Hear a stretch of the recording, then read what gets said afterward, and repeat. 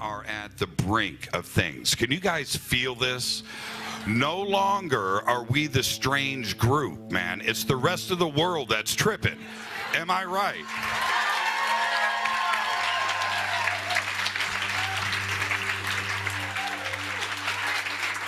I'm so humbled to introduce Corey. I've done this a lot over the last year, introducing Corey and David, and you guys all know that, so yeah, here I am, no big deal. But you know what?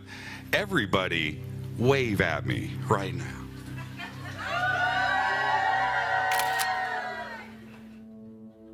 That's for Corey, all right? They identified me through standardized testing originally. Come to find out that my family has been a part of a multi-generational experiment as well. Going back to World War II, when my grandfather took part in Operation White Coat. So, yeah, this was something that I was sort of born into that I found out about more recently. We flew right through the wall and then popped out in a cavern, an ice cavern similar to where I had been taken before. Where we landed, it was probably a football field away. They were hard at work excavating using pressurized steam to dig through the snow and expose some of the structures. There were all types of bodies that were laying out from these pre-Adamites and their genetic experiments. There was even one, it was a male about close to 5 foot tall, shorter, and he was in the fetal position, and he had a tail. Okay.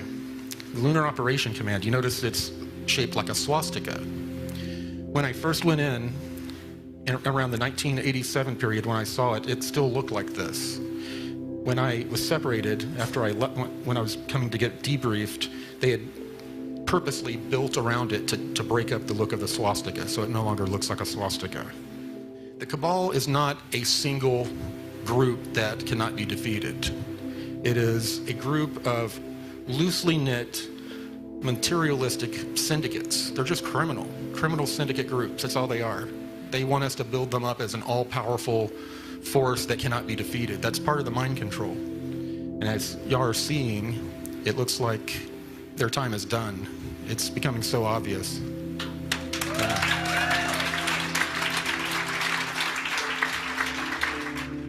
And we're utilizing our co-creative consciousness to overcome a lot of this mind control. The technology isn't working the way it used to because of the change in vibration and the raising of our consciousness. They've already lost.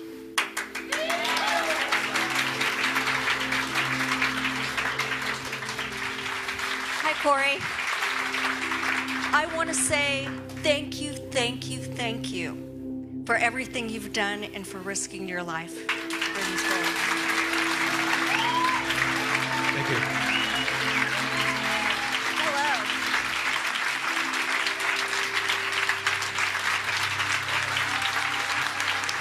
Thank you.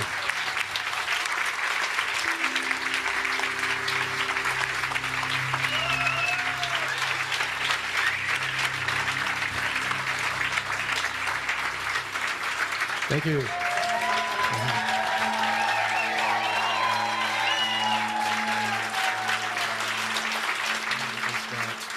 Every single one of us, we have to stop looking for something to come from the sky and change everything.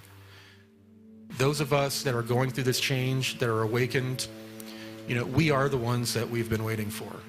We are the ones that are going to fix this and change this. No one's going to come in and do it for us. We've helped contribute to the problem. We're going to have to contribute to the solution.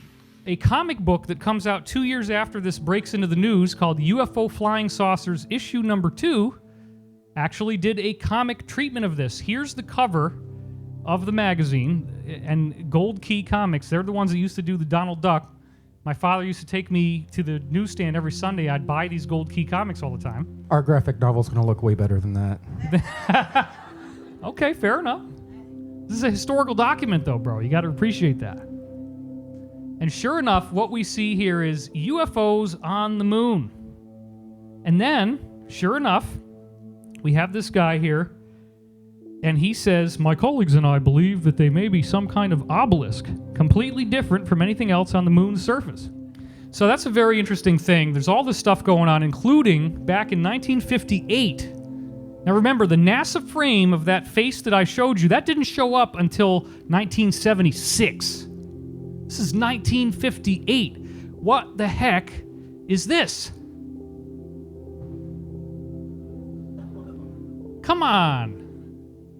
How do you possibly maintain a skeptical opinion in the face of evidence like this? A 1958 comic that is called The Face on Mars, in which the actual shape and structure of the face itself, other than the fact that it's tilted up straight instead of lying flat, it looks frickin' identical almost to the actual face on Mars.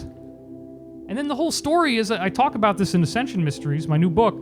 It's all about this ancient race that warred and blew up their planet. They talk about the asteroid belt being the remnants of this exploded planet.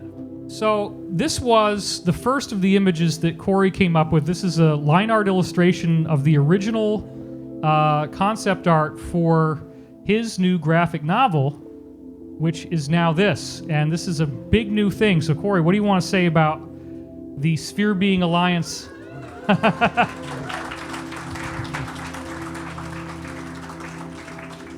I was approached by Tier Air, and he stated that we're doing really good work, but when it comes down to it, we're preaching to the choir. We need to reach outside of the esoteric community, if you want to call it that, and begin to plant seeds of this information into other communities. You know, the sci-fi community, the graphic novel community, all of these people, they have a lot of crossover with this community. Their minds are primed for the seed to be, they have fertile minds ready for the seed to be planted. And from the beginning, Tier Air told me it doesn't matter, or when I would tell him no one's going to believe me, he would tell me it's of no consequence. And I would shake my head. It's a little bit of a consequence to me.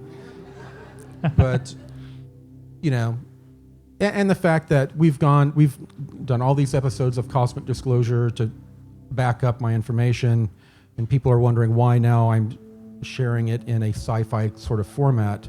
And it is to spread this information, especially the Blue Avian message, to the masses as much as possible.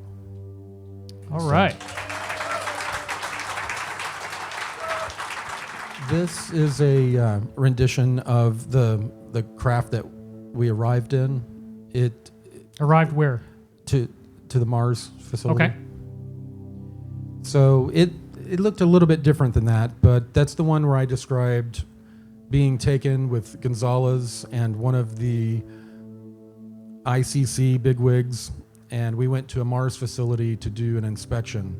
And the inspection was for them to prove to us that they weren't using slave labor, but they wanted to take us to several bases that were known about, and we had intel about a base that we weren't supposed to know about, and we asked to go there, and we verified that slave labor. And that's what we have here. So this is you sitting inside the ship, correct? And yes. Looking at a map of Mars? Yes. It's like a big screen smart glass pad. And I remember you telling me that the ICC representative who's trying to come up clean with your Secret Space Program Alliance folks, who now seem to have the upper hand, thanks to the Blue Avians, which we'll get into that in a minute, they said, hey, yeah, just go to any one of these bases on this map. And then what did Gonzalez end up saying? All of a sudden, new points on the map started showing up, and he said, we want to go there. And it turned out that one of the defectors from one of the secret space programs that joined the SSP Alliance was from there. Now, what I hadn't told about that situation in the past, if people remember, we were going to bring back a family with us for them to be interviewed. This family was this guy's family, this defector's family. Oh, really? Yeah. Wow. That I did not know. What are we seeing now? This is a rendition of how I described, and we flew down into, looked like almost an ancient river system, curving sort of, I guess, mountains. And then we flew right in to an opening in a mountain that is somewhat similar to this. And then that's when we landed our craft and were escorted into the facility where we began our tour. And don't forget that as we're live streaming this, all of this video feed is going directly into the live stream computer. So you're going to see versions of these slides on the live stream that you can order that are going to look a lot better than what we're seeing on the screen here. So just bear that in mind. This is the dart, what I sometimes accidentally call a Dodge dart. But it fits 2 crew in the front, and then in the back there are 3 seats. Not a lot of room for cargo. It's just a transport. This was what was sent to my backyard to pick me up, to take me to several different places, but on this occasion to the Lunar Operation Command. We're going to talk about what the SSP Alliance is about. So let's do that really briefly. These guys are not wanting to keep this all secret from us, right? This meeting that you got brought to wasn't about keeping secrecy. It was about disclosure. Absolutely. The mandate of the SSP Alliance has been, it is time to disseminate all of these advanced technologies, but disseminate it in a way to where all of humanity is exposed to it at the same time, not just a small group of privileged. This is their mandate. They want full disclosure. The SSP Alliance is probably the only group out there right now that's still rooting for full disclosure. And I think we're going to get it. I think we're going to get it. Comic books have been used going back to World War II as far as a way of disseminating information. The images, the combination of simple text with images, it's very much like an infographic. It lands and it plants those seeds in the subconscious. What we're going to play for you tonight is the launch of the trailer here for Sphere Being Alliance, Return of the Guardians. Welcome everyone. Enjoy the evening.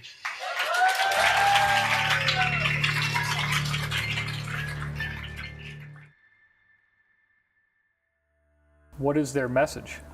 Their message for humanity is that we need to become more loving, we need to become forgiving of ourselves and forgiving of others.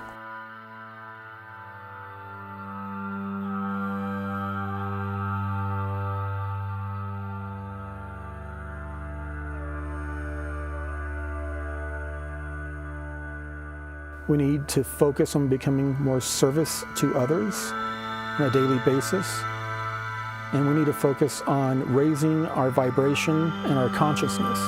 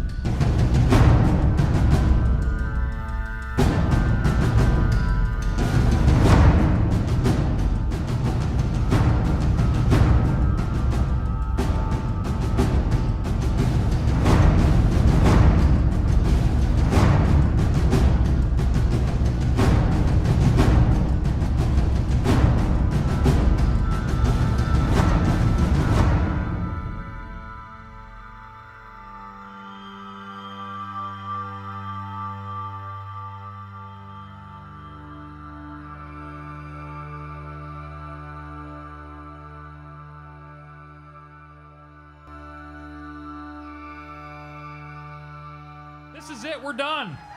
Thank you so much.